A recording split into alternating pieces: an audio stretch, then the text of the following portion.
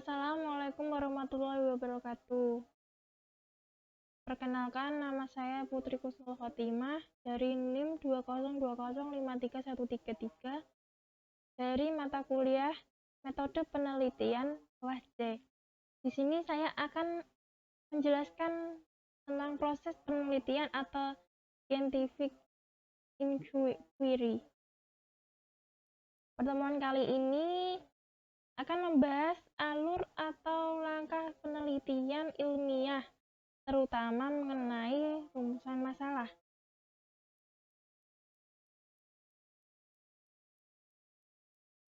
Oke, ini langkah-langkahnya.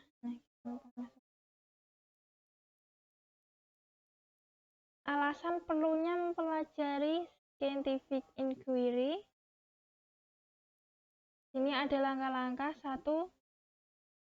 Scientific inquiry membuat kita lebih knowledgeable, dalam arti kita mempunyai dasar untuk mengemukakan pendapat kita. 2.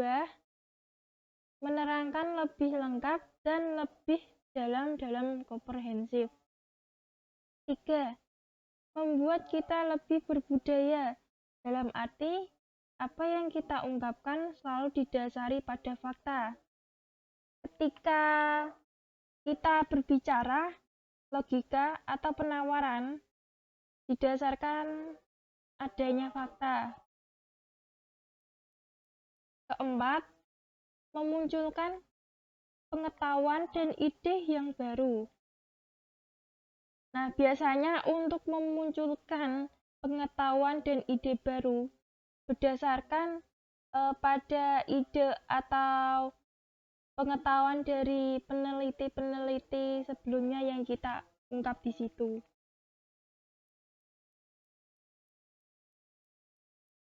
Karakteristik dasar dari scientific inquiry. 1. Berdasarkan fakta. Nah, berdasarkan fakta, didasarkan pada kenyataan atau fakta di lapangan. 2. Bersifat objektif. Jelas sumbernya sehingga penelitian yang dihasilkan dapat juga dilakukan oleh peneliti lain dan kondisi dan bidang yang sama. Ketiga, dapat dianalisis. Adanya proses yang tepat dan benar untuk mengidentifikasi masalah dan menentukan metode untuk memecah masalah. Pemecahan masalah yang sesuai dan metodologi dan dengan metodologi yang telah dipilih. 4. Bersifat kuantitatif. Harus terukur berdasarkan argumentasi ilmiah sehingga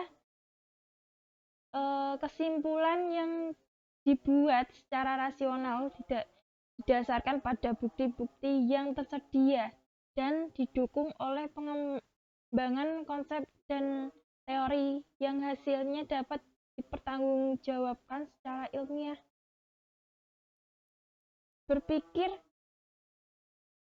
Kelima, berpikir deduktif atau hipotesis. Riset area atau deduktif sangat sulit ditemukan dalam melakukan penelitian, sehingga dalam pola pikir deduktif digunakan hipotesis. Keenam, berpikir deduktif general. Pola induktif lebih dominan dipakai dalam melakukan penelitian yang dimulai dari yang khusus mengarah ke arah yang lebih umum. Alur langkah dari penelitian ilmiah. 1. Ada permasalahan, pengumpulan literatur, perumusan masalah, metodologi desain, pengumpulan data, analisa data, hasil penelitian, dan refine hipotesis. Nah, refine hipotesis kenapa cara melakukan refine hipotesis? Pada paling akhir di sini kita tunjukkan praduga kita sudah tepat apa belum berdasarkan pengumpulan literatur yang kita miliki.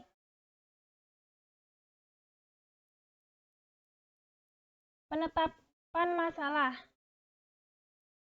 masalah atau state general problem dengan cara-cara sebagai berikut. 1.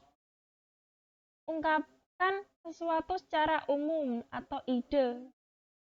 Berisikan pertanyaan yang bersifat umum terhadap permasalahan yang akan diamati. 2. Pada perumusan permasalahan yang harus ada statement yang dihancurkan sebagai general problemnya. 3. Perlunya scientific reasoning agar kita bisa lebih memahami dan memanfaatkan informasi ilmiah dalam kehidupan sehari-hari. 4. Beberapa contoh pertanyaan yang memerlukan jawaban secara ilmiah atau riset. 1. Benarkah alam ini terus mengalami perkembangan atau expanding? 2. Apakah krisis energi benar-benar terjadi? 3.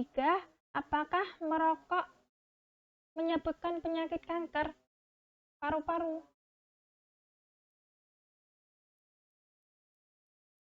Kelima, penelitian sebagai jawaban harus didukung fakta-fakta dan teori serta data-data yang akurat yang dapat dipercaya kebenarannya. 2. Pencarian literatur atau conduct literature. 1.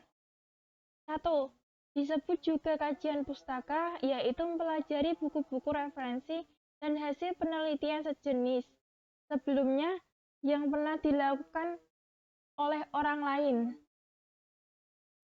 2. Tujuan kajian pustaka ialah untuk mendapatkan landasan teori mengenai masalah yang akan diteliti. 3. Teori merupakan pijakan bagi peneliti untuk memahami persoalan yang diteliti dengan benar dan sesuai dengan kerangka berpikir ilmiah. 4. Sumber literatur yang terkait dengan ide yang berupa buku, artikel, majalah, jurnal, dan lain sebagainya, berupa posisi relatif dari topik, ide, atau problem yang diteliti, dan bergambarkan dalam suatu kerangka penelitian di mana nantinya kerangka tersebut akan memberikan kontribusi pada perkembangan ilmu pengetahuan atau knowledge.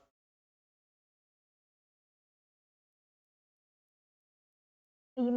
Buat daftar literatur yang dikumpulkan yang terkait dengan permasalahan berupa berbagai teori, teknik, metode, temuan-temuan lainnya yang pernah digunakan oleh orang lain untuk mengatasi atau menjawab permasalahan yang hampir sama.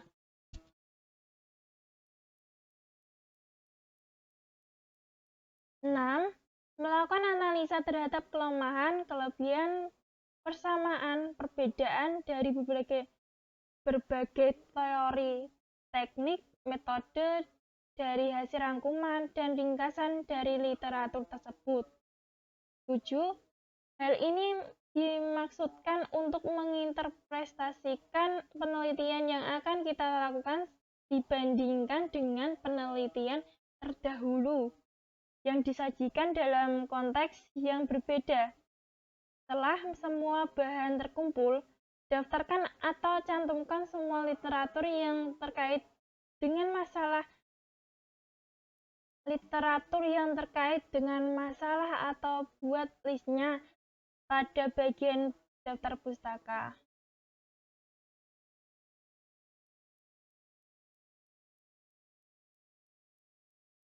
3. Perumusan masalah atau state specific problem. Uraikan permasalahan yang dimulai dari permasalahan yang bersifat umum ke masalah yang lebih khusus atau spesifik. Misalnya, faktor-faktor apa saja yang membuat SI dapat meningkatkan kinerja perusahaan? Apa faktornya? 2. Faktor-faktor apa saja yang mempengaruhi kecepatan layanan administrasi kependudukan? 3.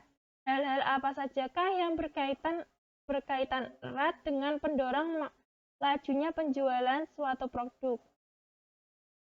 Dan seterusnya. Dengan statement permasalahan di atas, banyak hal yang dapat kita uraikan untuk menjawab problem statementnya. Desain 4. Desain penelitian atau desain metodologi. 1. Desain penelitian berisikan pengetahuan atau algoritma, metode, produk atau sistem pemodelan, dan lain sebagainya. Secara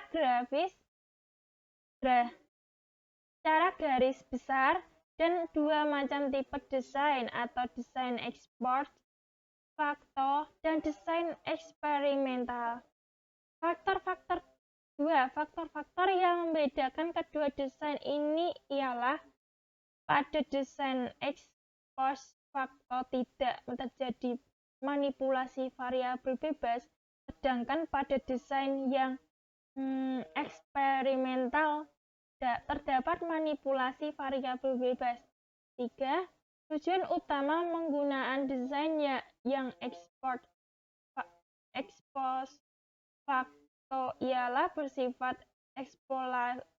eksplorasi dan deskriptif.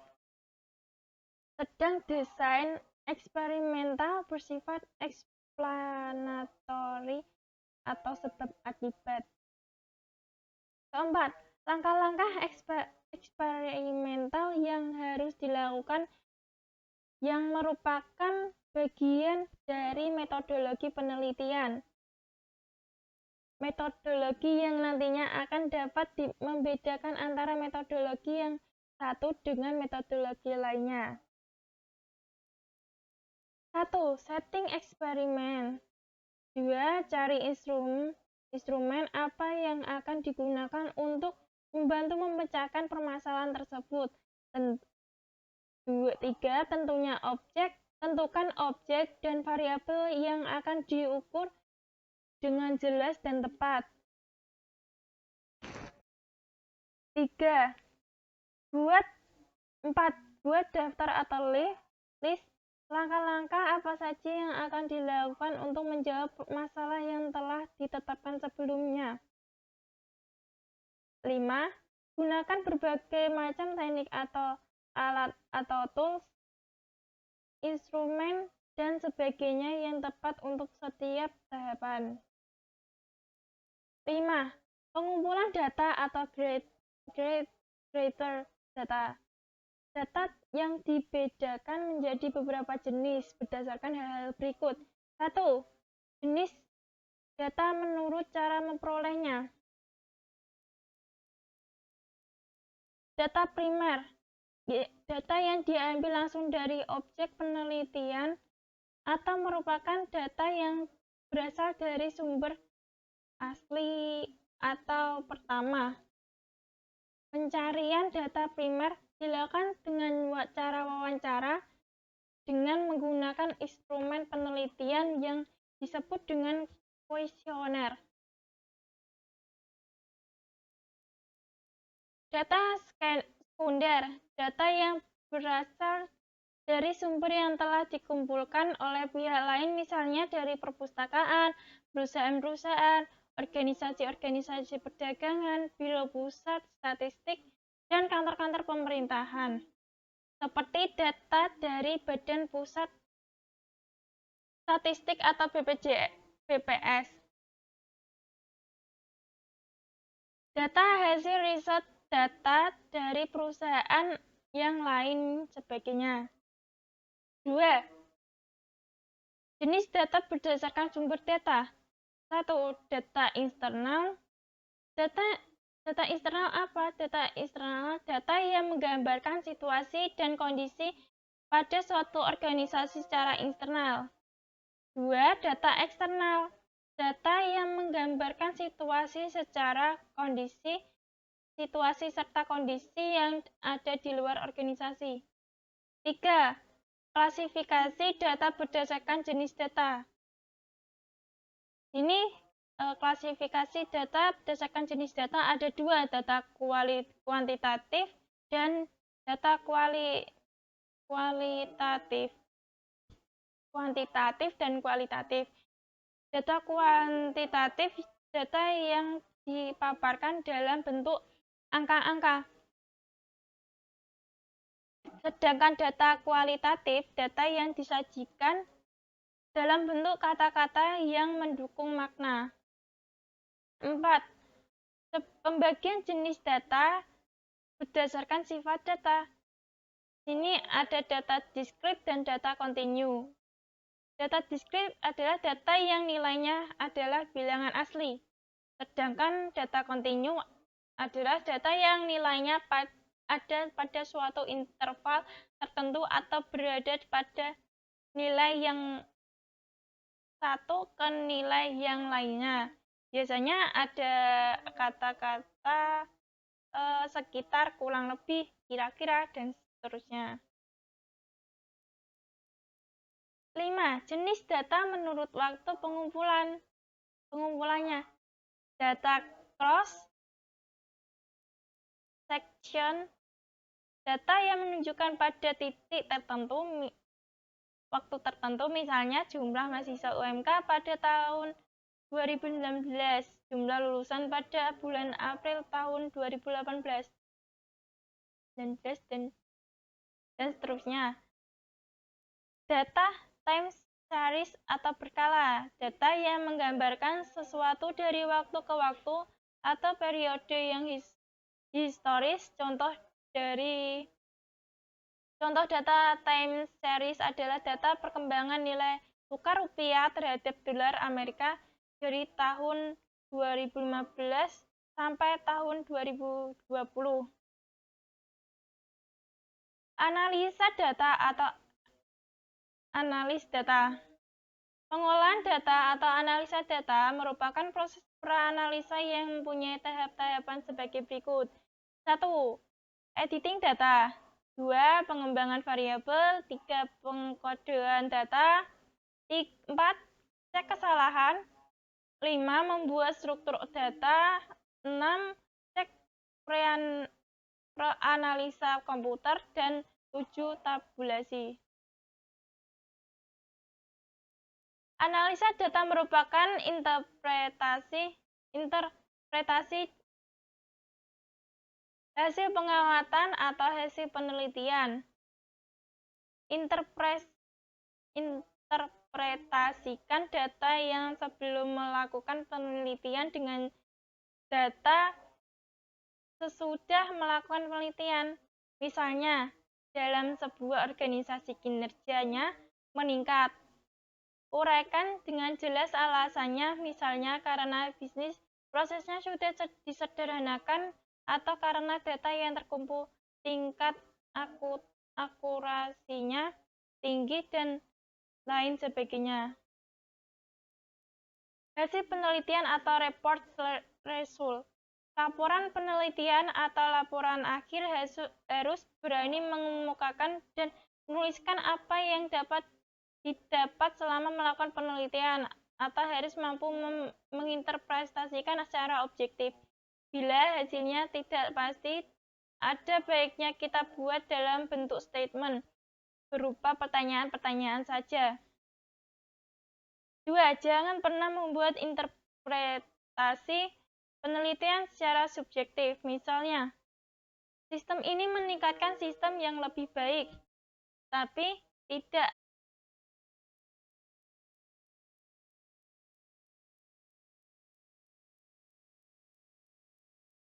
misalnya sistem ini meningkatkan sistem ini lebih baik, tapi tidak ada bahasa lainnya karena suatu sistem biasa dikatakan baik namun belum tentu mampu meningkatkan kinerja yang ada. 3. Tuntaskan interpretasi yang kita buat. Bagaimana faktor-faktor tersebut memberikan kontribusi bagi perusahaan yang menggunakan sistem informasi. Kesimpulan. Kesimpulan yang dibuat harus berdasarkan pada data-data yang telah dikumpulkan dan berupa jawaban dari permasalahan. 2. Review kembali kelemahan-kelemahan yang ada dalam penelitian serta jelaskan kenapa kelemahan itu bisa terjadi dan berikan solusi untuk memperbaikinya. 3. Rangkuman isi kesimpulan dengan tidak merumuskan kesimpulan berdasarkan pengetahuan umum dan hindari kata-kata yang dapat menimbulkan keraguan seperti kiranya, mungkin, dan lain sebagainya. 4. Yang terpenting dari bab kesimpulan adalah utarakan future research agar orang lain dapat melanjutkan penelitian ini pada penelitian berikutnya.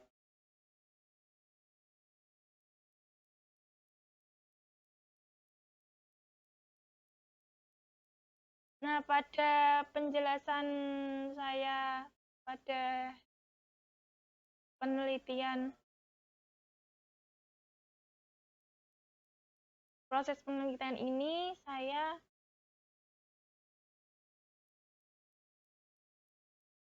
akhiri Assalamualaikum warahmatullahi wabarakatuh.